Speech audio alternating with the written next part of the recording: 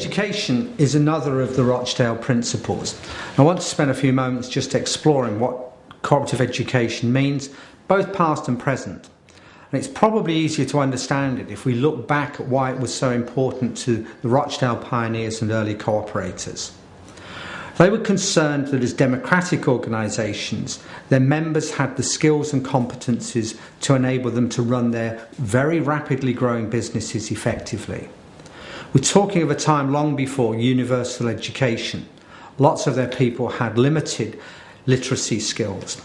And if they were actually going to develop their businesses, they need to catch up quickly.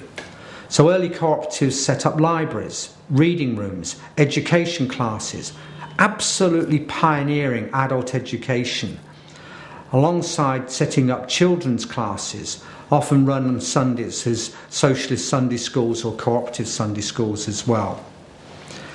The objective of this was very much to put education at the heart of their organisations and at the heart of their communities. Education became a core principle, and generally speaking, cooperatives had a rule that allocated a proportion of their annual surplus to educational purposes. As cooperatives grew, though, in many cases, this principle got neglected. I think that if I look around the world today, many cooperatives are starting to re-engage with this and look at how they can fulfil that Rochdale principle enshrined in our statement on the cooperative identity about how they inform the public, their own employees, their members and young people in particular about the distinct characteristics of cooperatives. I think it's the lack of cooperative education that has made cooperatives invisible both to employees, members and the public in many countries. But there are some really interesting developments going on. Across the world there's a whole network of cooperative colleges, particularly strong today in Eastern and Southern Africa. Their pioneering work to actually develop the skills and competencies of both professional and elected leadership in cooperatives.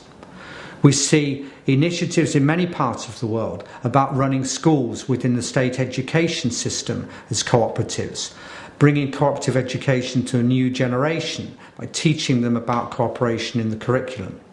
Over 600 cooperative schools in Spain, over 200 already in the UK, cooperative schools in South America, in Brazil, in Africa and elsewhere. So whole new networks of cooperative education. But the most important thing of all is cooperative education is about ensuring members and the wider public can understand more about this distinct cooperative model of business.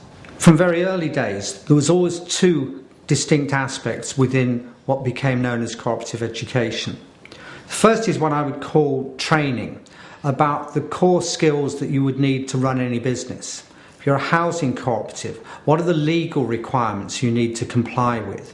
If you're in a food retail business, what are the food safety standards and the compliance requirements?